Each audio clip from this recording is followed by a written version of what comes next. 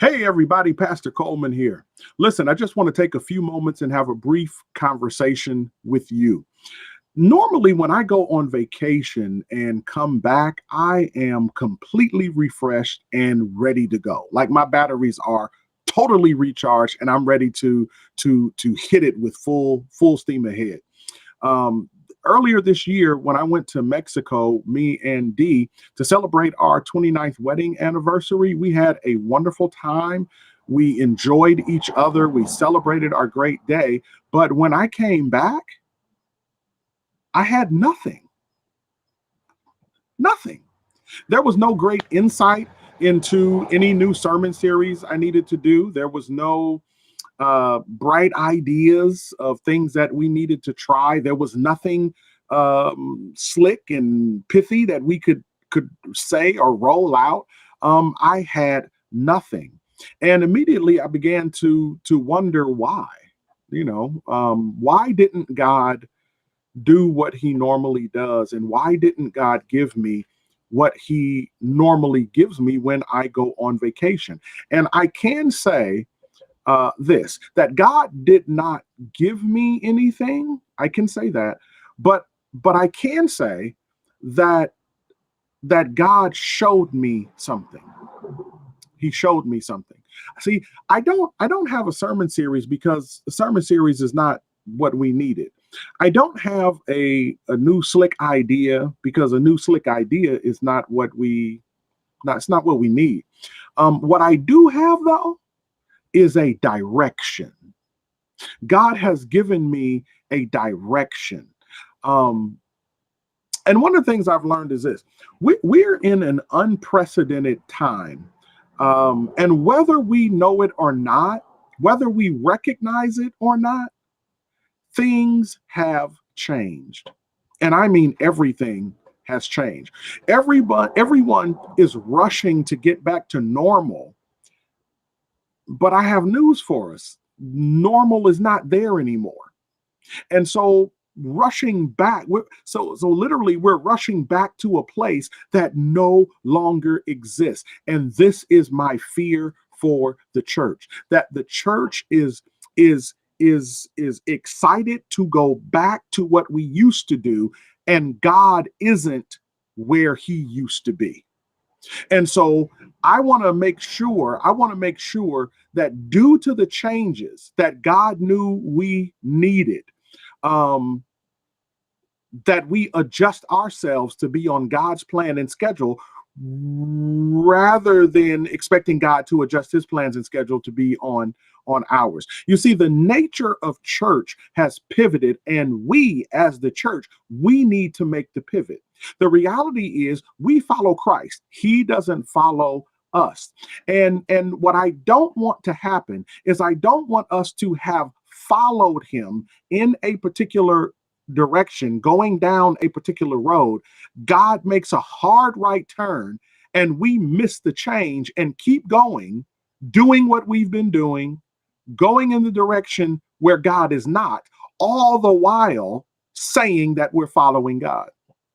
You see, the word that pops in my head that I haven't been able to shake the whole time since May, the word that's stuck in my head is transformation.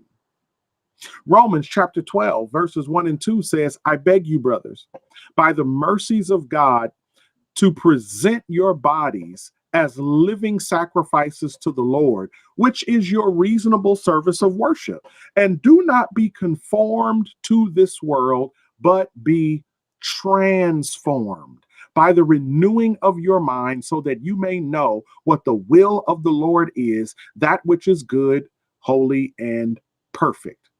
See, transform. That's the word that's been stuck in my head. Transform. That's the word that I can't shake.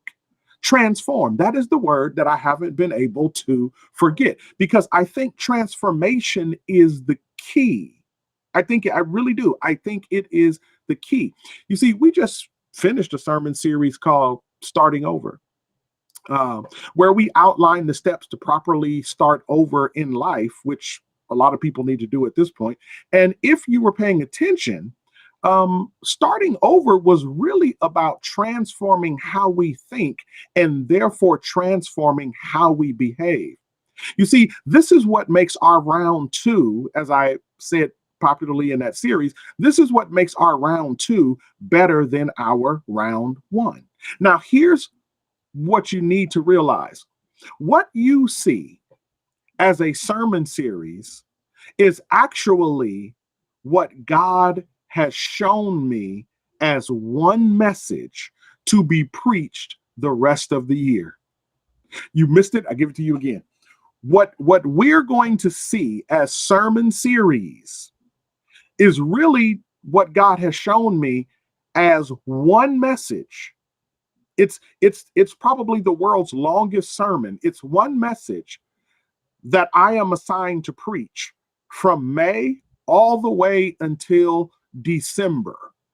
And it will sound like different sermon series. We'll put titles on them, we'll advertise them as different sermon series, but they're actually the same sermon preached all year long.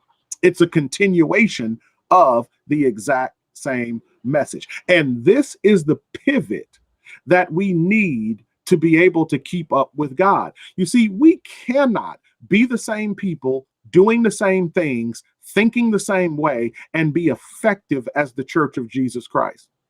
Each series coming it'll seem like a new series to us, but it's the same series, just continued. And so with that, starting this Sunday, we're going to start a new sermon series, hint, hint, called Choices. We're going to learn how to make better choices in life so we can end up with fewer regrets, fewer things to repent of, and fewer things to apologize for. If that sounds great to you, good, I'm happy. And so I'm going to ask you that you would make the choice and not miss it, and make the choice to invite someone to tune in with you. So think of persons who you know routinely make bad choices. Think of people whose life is filled with regrets. Think of people who you want to help because you see them currently on a wrong road and heading for destruction. I want you to put those people in your mind, and I want you to make a choice to go after them with relentless in a relentless way. I want you to go after them and invite them, show up to their homes, invite them to yours, and turn this sermon series into a watch party at your house or a small group or whatever it is. You do not want to miss this series. This is your time to evangelize. It's your time to become selfless and think about others. Let's love people that God has placed in our lives. And here's how you do it: invite them to something that could quite possibly save them from making some of the greatest mistakes that they will make in their lives, costing them years of regret. Now, listen, I will bring you more information about what I see as changes and pivots as we move through this next series. So guess what? I will see you on Sunday. God bless you. I love you. Bye-bye.